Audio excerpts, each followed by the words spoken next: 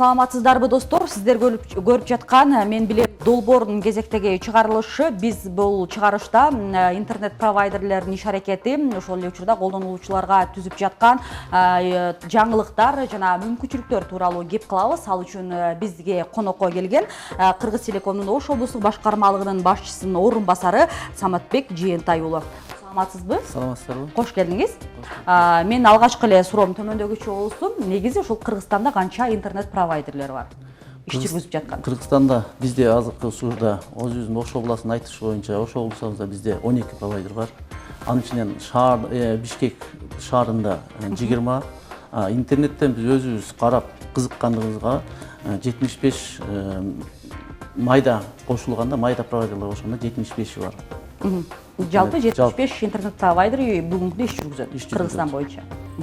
Анан интернет провайдери дегенде эле биз интернетке болгон тарифтик төлөмдү биз үчүн көпчүлүк колдонуучулар үчүн маанилүү. Анан ошол интернет тарифтеринин мисалы бааларын мамлекет бүгүнкү күндө көзөмөлгө алабы? Деги эле ошол баягы тарифтерге болгон төлөмдү кантип мындай жөнгө салынат да, баалар кантип жөнгө саласыздар ошолор боюнча? Кантип бекитилет суммалары, мисалы төлөмдөр? Өзүңүздөр билесиз, Кыргызстан башка өлкөдөн алабыз. Ошолордон келген тарифине өзүбүздүн кошумча чыгым, техникалык кеткен жана тейлөөбүздү кошобуз. Ошол негизинде биз эмеге апарабыз, министерствого. Ошого апарып бизге бекитип эметип берет тарифти. Тарифти толко бекитүү негизинде кылабыз. Мисалы интернеттин ылдамдыгы эмнеден көз каранды болот деген да. Жана сизге кадр сыртында да айттым эле, мисалы биринчи ооба интернет пакетти алдык, ошол бир үйгө мисалы Wi-Fi тарттырып кирдик. 5-6 эле ошол уюлдук телефонду биз керен колдонуп атабыз, YouTube көрүп атабыз, башка социалдык тармактарга катталып атабыз. Мындайча айтканда интернеттин ылдамдыгынан бизде көйгөй жаралган эмес, бирок баягы убакыттын өтүшү менен интернеттин ылдамдыгы бизге мындай маселе жарата баштады. Мындайча айтканда интернеттин ылдамдыгы түшүп кеткен учурлар кездешет да. Бул эмнеден көз каранды болот? Мисалы ошол колдонуучулардын укук мындай бузулушуна алып келбейби деген нерсени айткым келип атат. Бул основной сиздин сурооңузга түшүндүм мен.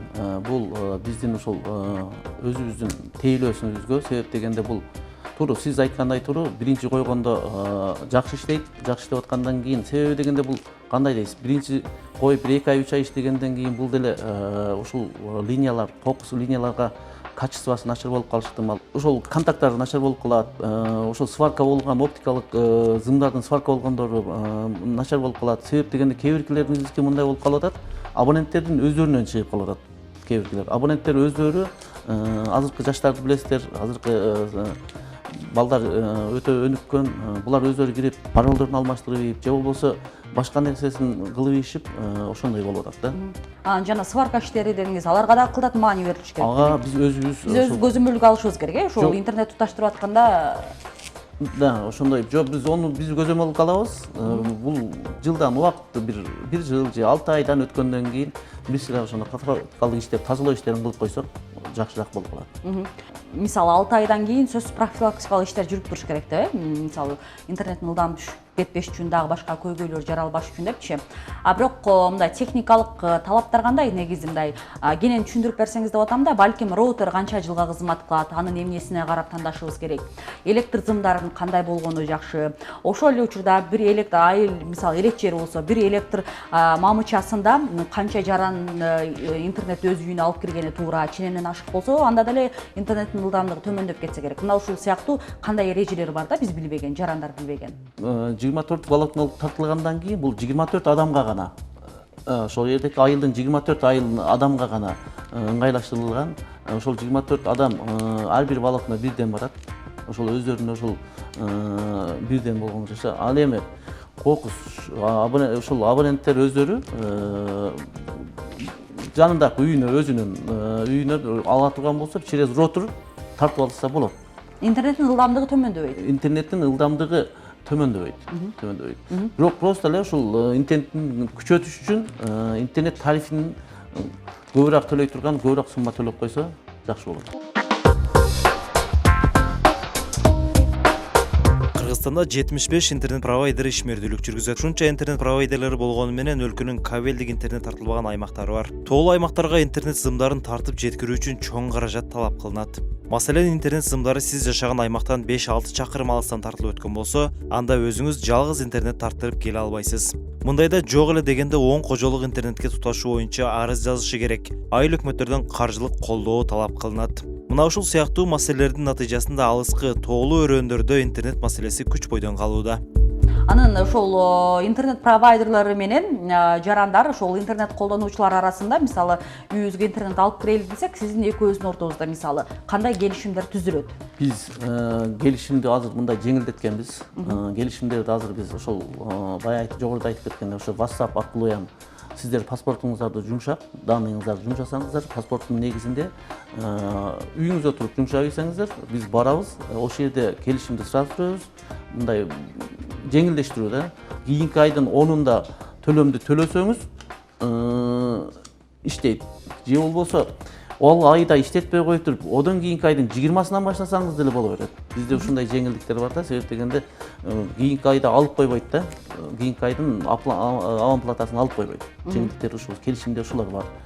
Бир айылда такыр ошол интернет колдонушпайт, бирок ошол бир айылдагы кожолук өз алдынча интернет тарттырып алууну чечти.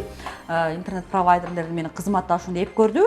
Ал жарандын кадамдары кандай болуш керек? Бүт айыл башка кожолук, мисалы, маселен жок эле дегенде бир 500 кожолук болсо, алардан бирөө гана ушул айылдан интернет колдонууну каалап турат. Ал эмне кылыш керек, эмне мүмкүнчүлүктөрү бар, кантип байланыша алат, кантип ушул интернетте өз үйүнө тарттырып келе алат деген суроону айткым келип турат.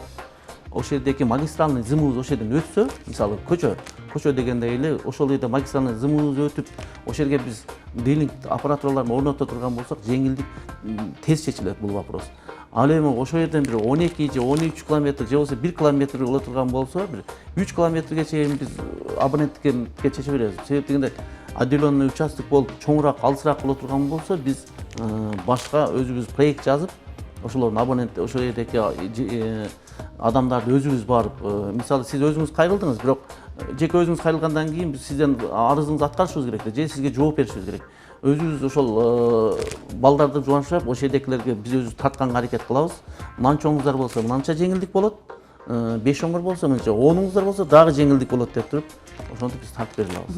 Негизи ошол интернет провайдерлерин колдонууда, мисалы азыр бүгүнкү күндө болжол менен Кыргызстан боюнча 70тен ашуун интернет провайдерлер иш көргөзүп жатса, анын ичинде Ош облусу боюнча бизде айыс бүгүн конокто 12 интернет провайдери иш өз аракеттерин жана колдонуучуларга кызматтарын сунуштап жатат. Ошол эле учурда интернет провайдерлердин ылдамдыгы эмнеден көз каранды болуп жатат жана эмне себептен төмөндөп кетет дегенде, бул жерде сунуш катары айтылып атат. Мисалы сиз интернет провайдерден тактап айтканда интернет тартып келдиңиз, турак жайыңызга 6 айдан кийин сөзсүз техникалык адистерге бир көзөмөлдөтүп койгонуңузду сунуштап атышат. Себеби баягы зымдарды тартып келген жерден балким бир мүчүлүштүк же бекемдеп кое турган жагдайлар болсо, мына ушул кызматтарды пайдалануу аркылуу кайра сиз интернетти өз калыбына келтирип, тактап айтканда жогорку ылдамдыктагы интернет менен камсыз болууңуз уланат. Ошондой эле биздин адис белгилеп кетти, роутерди сөзсүз түрдө адамдын баягы кыймыл аракети алысыраак болгон, мүмкүн болушунча өйдөрөөк жерге коюуга сунушталат. Анткени ошол адис айтып атат, мисалы ошол роутерге дагы ары бери тийгенде мүчүлүштүктөр пайда болуп, интернеттин убактылуу иштен баягы колдонуудан чыгып калышына себеп болуп калуусу мүмкүн деген айтып атат. Ошол эле учурда интернет зымдар ар бир кожолуктун эсебине карап тарткыларын эсиңиздерге сала кетебиз. Тактап айтканда 24 турак жайды жогорку ылдамдыктагы интернет менен камсыздап берет деп зымдар тартылган болсо, демек 24 турак жайдан ашпашы керек. Эгерде макул 24 турак жайга интернет зым тартылды, бирок 26-27 турак жайда деле биз ушул интернетти колдоно беребиз десеңиздер, анда өз кезегинде интернеттин ылдамдыгы төмөндөп кетиши мүмкүн экендигин эскертүүдө. Биз кийинки суроо менен уланта берсек, мисалы колдонуучулардын дагы көпчүлүгү суроо узатышкан. Мисалы дейт, бир айга айга чексиз интернет пакетин алдык, бирок айрым учурда интернет иштебей калган учурлар кездешет дейт да. Мисалы 1 мүнөт, 2 мүнөт өзүнөн өзү иштебей калган учур кездешет. Мына ошентип отуруп дейт, бир айдын ичинде болжолу менен толук эле бир күн мындай интернетти биз колдонбой калабыз да дейт. Ал кийин бизге толукталып береби деген суроолор келет да. Ушул колл-центр деп атабыз, ошол жерге барып кайрылса, ошол жерде жергиликтүү өзүбүздүн адистерибиз бар. Ошол жерде атайын отурат операторлор, ошолордун негизинде тактоп, анан кийин чечип берет проблеманы. Сиз бирок айтып атпайсызбы, кийинки айга берилбейт депчи? Жок, кийинки айга мында бизде алгындай мына айдан мына наркы күндө мына 3 күн иштеди, бияка өттү дебейт да. Кийин төлөмүңүздөр гана азайып төлөнүп калат да. Төлөмдөн азайтып берет, бирок кийинки айга бекер интернет топтон бербейт. Бербейт. Эске алчу жок. Ошол 3 күн иштебей калганды эсептейт дагы төлөмдү. Ооба. Ал үчүн ошол интернет кайрылып барган жарандар арыз менен кайрылыш керекпи же ооз-эки түрдө гана кайрылса болобу? Жок, ооз-эки түрдө да болот, бирок арыз эми себеп дегенде буну акча да өзүңүз билесиз, биз дагы ошол акчаны доказать этип беришибиз керек. Сиздин арызыңыз негизинде ошол компьютерлерди ачып, сиздерди коюп туруп, ошол кайсы эмненин күнү, эмненин убагында, кайсы саатта кокус сиз арыз жазбасаңыз, кокус иштеп атканды биз билбейбиз. Ошонун негизинде анан кийин арыздын негизинде болот основном. Арыз жазыш керек, анын негизинде далилденет. Маселен, сиз 1 айлык мөөнөткө чексиз интернет пакетин сатып алдыңыз, бирок айрым күндөрү интернет иштебей калган учурлар болду. Мындай учурда сиз колдонуп жаткан интернет провайдердин адистерине арыз менен кайрыласыз. Андан соң электрондук системадан интернет эмне үчүн, канча убакытка иштебей калганы текшерилет. Эгерде компаниянын катачылыгы менен интернет үзүлтүккө учураганы аныкталса, анда кайра толукталып берилет. Тактап айтканда, кийинки айда төлөөчү суммадан кыскартылат. Ал сак интернетке ай сайын 1000 сомдон төлөп келсеңиз, келерки айда 700 сом гана төлөшүңүз керек болот. Бул эреже Кыргызстанда иштеп жаткан баардык интернет провайдерлерде жеткиликтүү. Негизи эле ошол интернет провайдерлерине жарандар, интернет колдонуучулар жалпы эле суроо сунуштары боюнча балким бир ошол түшүнүксүз жагдайга туш болсо, кантип кайрылышы керек, кайсы учурда жарандар ошол баягы ылдам жооп алат өздөрүнүн суроо сунуштарына? Бул боюнча ошол биз атайы WhatsApp номерден ачканбыз, 141 деп, анан ошол шаарда 141 деп ачканбыз, ошол колл-центр ачканбыз. Ол жерде тиешелүү адистер отурат. Анан Бишкекте дагы телефон бар. Ар бир жаран менен ошо келишим түзүп аткандан кийин ошолордун номерларын беребиз биз. Контактный номерларын беребиз. Биз үчүн коркунучтуу деп эсептелген интернет сайттарды деги эле интернет провайдер сиздер тараптан көзөмөлгө алып, же алардын иш аракетин чектеп койгонго мүмкүнчүлүк барбы, же Андай бизде мүмкүнчүлүк жок, бирок действительно айтканда ошо жарандар бизге кайрылат. Эми биз ошол интернет буларга берип аткандыгынан байланыштуу эми жарандар Кыргыз Телеком же болбосо бир Акнет же башка компания деп ойлойт окшойт. Анан биз эметкенде биз ошо тууру маалыматты беребиз. Буну мындай кылып чечсеңиздер болот. Бул эми биз бул биз чечпейбиз. Биз ошол алган пакетибизге гана эметебиз, жооп беребиз. Анан кийин ошондой эле вопрос, мына биздин IP тыгыбыз бар. Ошондой мына пакетти кошуп бериңиздер же мына пакетти кошуп бериңиздер, мына спорт каналды көбөйтүп бериңиздер дейт. Ошолорду биз тизмеликтеп алабыз. Анан кийин жогору жакка ошонун негизинде өзүнүн Кыргыз Телекомго Бишкекке кат жазабыз и пакеттерибизди көбөйтөбүз. Ушундай маселени биз өзүбүз чече алсак болот. Анан ошо башка сайттарга биз чечкенге мүмкүнчүлүгүбүз жок. Интернет провайдерлерин өз баягы колдонуучуларына, деги эле жарандарга, интернет колдонуучуларга түзүп жаткан мүмкүнчүлүктөр ошол учурда жалпы маалымат боюнча маек курдук. Ал үчүн Кыргыз Телекомдун Ош облустук башкармалыгынын башчысынын орун басары Саматбек Жээнтай уулу бизде конокто болду. Сизге ыраазычылык билдиребиз. Ал эми урматтуу достор, дагы бир ирет эсиңиздерге сала кетели. Эгерде сиз кайсыл бир ошол интернет провайдердин интернет колдонуучусу болдуңуз жана айрым учурда интернетке чектөө кирип же сиз түшүнбөгөн жагдай боюнча иштебей калган учурлар болсо, анда биздин адис айтып кетти. Ошол интернет провайдердин расмий ошол өзүнүн өкүлдөрүнө арыз жолдоп же жөн гана ооз-эки түрдө гана кайрылсаңыз, анда эмне себептен сиздин интернетиңиз убактылуу чектөө кирип иштебей калды жана кайсыл учурда иштебей калды. Эгерде ал интернет провайдерлердин өздөрүнүн өзүнүн мүчүрүштүгү менен, мындайча айтканда өздөрүнүн бир көйгөйү боюнча иштебей кала турган болсо, анда сиздин ошол баягы төлөм акчаңызды азыраак төлөп же ошол колдонбогон интернет пакеттерди кайра алууга мүмкүнчүлүгүңүз бар деп айтып өттү. Ошол эле учурда азыркы учурда санариптештирүү жылдарынын алкагында бардык интернет провайдерлердин өздөрүнүн баягы санариптик системалары иштеп жатат. Жана бул жерде кайсыл интернет колдонуучу канча сомдук интернет пакетти колдонуп жатат, жана кайсыл учурда интернетти колдонбоду, кайсыл учурда канча ошол топтом интернет көлөмүн иштетти, кайсыл учурда төлөмдүү убагында ишке ашырбады. Мына ушул кадамдардын бардыгы система аркылуу